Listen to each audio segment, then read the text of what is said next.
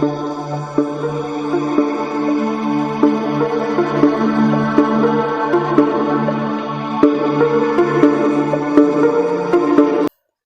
நண்பர்களே. நாம் சங்க காலத்தில் கடையேழு வள்ளல்கள் பற்றி பார்த்துருப்போம். பேகன், பாரி, காரி, ஆய், அதியமான், நல்லி அப்படின்னு சொல்லிட்டு இறுதியாக ஓரி அப்படிங்கிறவர். பேகன் மயிலுக்கு போர்வை அளித்தவர். பொதினி அப்படிங்கிற பகுதியை சார்ந்தவர். இப்போ பழனி அப்படின்னு அழைக்கப்படுது. பாரி அப்படிங்கிறவர் முல்லைக்கு தேர் தந்தவர் அப்படின்னு சொல்லப்படுது.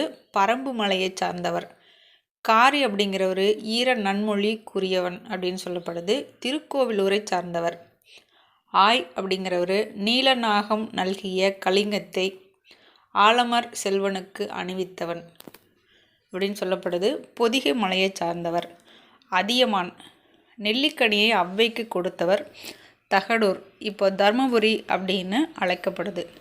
நல்லி துளிமழை பொழியும் நலிமலை நாடன், நட்டோர் உவப்ப நடைப்பரிகாரம் நல்கியவன், நண்பர்கள் வாழ்க்கை நடத்துவதற்கு வேண்டிய அனைத்து வசதிகளையும் நல்கியவன். நீலகிரியை சார்ந்தவர்.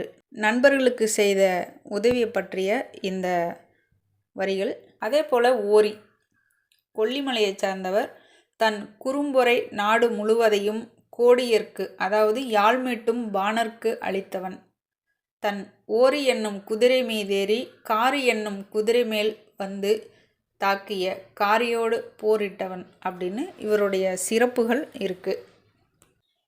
இந்த கடையெழு வள்ளல்களுடைய ஈகைத்தன்மையை போற்றும் வகையில் நிறைய பதிவுகள் நிறைய இடங்களில் நம்ம பார்த்துருப்போம்.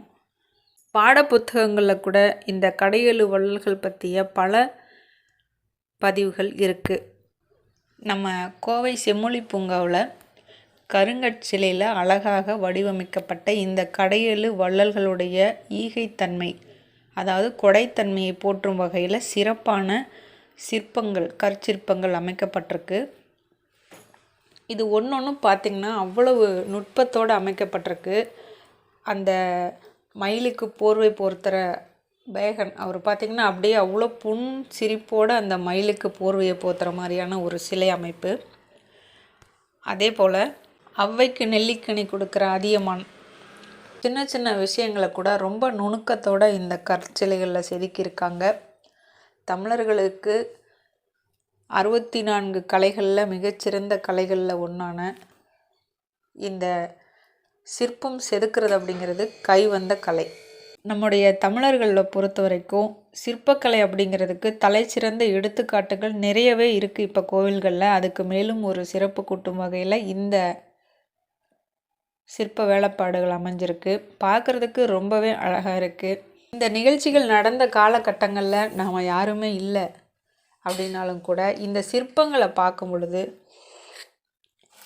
ஒவ்வொரு விஷயத்தையும் ரொம்ப நுணுக்கத்தோடு வடிவமைச்சு நம்ம கண் முன்னே கொண்டு வந்து நிறுத்தியிருக்காங்க. இந்த சிற்ப கலைஞர்களுக்கு நம்மளோட பாராட்டுக்களை தெரிவிச்சுக்கலாம். இந்த சிலைகளில் பாருங்கள், அந்த ட்ரெஸ்ஸில் போட்டிருக்க வரி வரியான அமைப்பு. அதே போல் இந்த சேர் பாருங்கள், ஒரு ரியல் சேரு 3D அமைப்பில் அமைக்கப்பட்டிருக்கு. அந்த குதிரையெல்லாம் பார்த்திங்கன்னா அதோட கயிறோட இம்ப்ரெஷன் கூட அவ்வளோ சூப்பராக பண்ணியிருக்காங்க. அந்த கேரக்டர்ஸ் எல்லாமே நம்ம கண் முன்னே கொண்டு வந்து நிறுத்தியிருக்காங்க. கோவை செம்மொழி பூங்கா மக்கள் பயன்பாட்டுக்கு திறந்துவிடப்பட்டு இப்போ அதிக மக்கள் பார்வைக்கு நிறைய விஷயங்கள் காட்சிகளாக வைக்கப்பட்டிருக்கு. உங்களுடைய சுற்றுலா வடிவமைக்கப்படும் பொழுது அந்த ப்ரோக்ராமில் கோவை செம்மொழி பூங்காவும் சேர்த்துக்கோங்க. நிறைய விஷயங்கள் இங்கே இருக்குது. குடும்பத்தோடு வந்து என்ஜாய் பண்ணுங்கள். நன்றி நண்பர்களே.